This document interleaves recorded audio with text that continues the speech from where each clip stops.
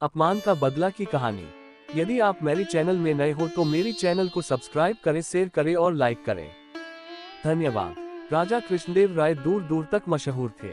तेनालीराम ने भी राजा कृष्णदेव राय के चर्चे खूब सुने थे।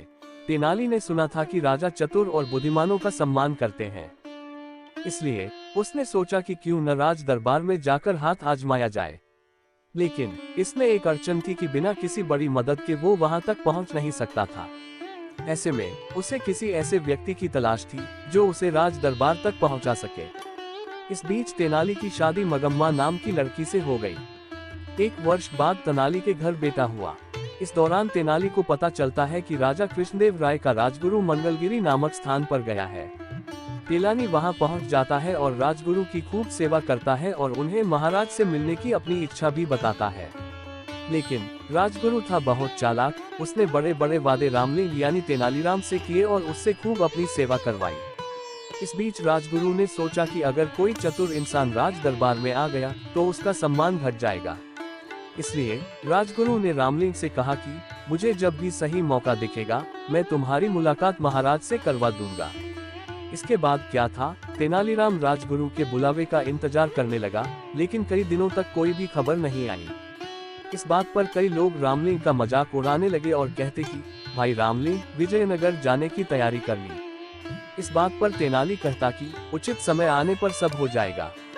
लेकिन धीरे धीरे रामलिंग का राजगुरु पर विश्वास उठ गया और उसने खुद ही विजयनगर जाने का फैसला किया। वो अपनी माँ और पत्नी के साथ विजयनगर के लिए रवाना हो गया। यात्रा के दौरान किसी भी तरह की परेशानी आती तो रामलिंग राजगुरु का नाम ले लेता। रामलिंग ने अपनी माँ से कहा कि व्यक्ति जैसा भी हो, लेकिन नाम ऊंचा हो तो सभी काम हो जाते हैं, इसलिए मुझे अपना नाम बदलना होगा। महाराज कृष्णदेव राय के प्रति अपना सम्मान प्रकट करने के लिए मैं भी अपने नाम के साथ कृष्ण लगाऊंगा। इस बात पर तेनाली की माँ ने कहा कि बेटा, मेरे लिए तो दोनों नाम बराबर हैं। मैं तुझे राम बुलाती थी और आगे भी इसी नाम से बुलाऊंगी। 4 महीने की यात्रा के बाद आखिरकार तेनालीराम विजयनगर पहुंच जाता है। उसे राज्य की चमक दमक देखकर बड़ा अच्छा लगा।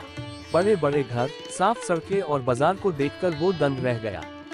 इसके बाद वहां कुछ दिन ठहरने के लिए उसने वहां के किसी परिवार से प्रार्थना की। फिर वो अकेला राजमहल की ओर निकल पड़ा। वहां पहुंचकर उसने एक सेवन के हाथों राजगुरु तक संदेश भिजवाया कि तेनाली गांव से राम आया है। लेकिन सेवक ने वापस आकर बताया कि राजगुरु इस नाम के किसी भी व्यक्ति को नहीं जानते हैं। ये बात सुनकर रामलिंग को गुस्सा आया और वो सीधा राजगुरु से मिलने अंदर चल गया। अंदर पहुंचकर उसने राजगुरु से कहा कि मैं रामलिंग मंगलगिरी में आपकी सेवा की थी। लेकिन राजगुरु ने जानबूझकर उसे पहचाने से इनकार कर दिया। राजगुरु ने रामलिंग को धक्के देकर वहां से निकलवा दिया। ये देख वहां मौजूद सभी लोग तेनाली पर हंसने लगे। तेनाली का इससे बड़ा अपमान आज तक नहीं हुआ था। उसने मन ही मन इस अपमान का बदला लेने की ठान ली। लेकिन इसके लिए राजा का दिल जीतना जरूरी था। अगले दिन रामलिंग दरबार में पहुंच गया। वहां गंभीर विषयों पर चर्चा जारी थी।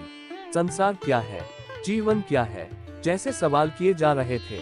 वहां मौजूद एक पंडित ने अपने जवाब में कहा कि संसार कुछ नहीं बल्कि एक छलावा है। हम जो भी देखते हैं या खाते हैं वो बस विचार है। सच में ऐसा कुछ होता ही नहीं है, लेकिन हमें लगता है कि ऐसा होता है। इस पर तेनालीराम ने पूछा कि क्या सच में ऐसा होता है? उस पंडित ने कहा, ये बात शास्त्रों में लिखी हुई है और शास्त्र गलत नहीं होते। लेकिन तेनालीराम को अपनी बुद्धि पर पूरा विश्वास था, इसलिए उसने वहां मौजूद सभी लोगों से कहा कि क्यों न पंडित जी के विचारों की जांच की जाए। महाराज की तरफ से आज दावत का आयोजन है। हम सब खूब खाएंगे, लेकिन पंडित जी कुछ नहीं खाएंगे। पंडित जी बिना कुछ खाए भावना करेंगे कि वो खा रहे हैं। तेनालीराम की इस बात पर वहां मौजूद सभी लोग हंसने लगे। पंडित जी शर्म से पानी पानी हो गए। महाराज भी रामलिंग से बहुत खुश हुए और उसे स्वर्ण मुद्राएं भेंट की। इसके बाद राजा कृष्णदेव राय ने तेनालीराम को राज विदूषक का पद दे दिया। वहां मौजूद सभी लोगों ने महाराज के फैसले का स्वागत किया। फैसले की प्रशंसा करने वालों में राजगुरु भी था। कहानी से सीख। इस कहानी से हमें ये सीख मिलती है कि किसी का भी अपमान नहीं करना चाहिए और न ही किसी से झूठा वादा करना चाहिए। पूरी कहानी सुनने के लिए धन्यवाद।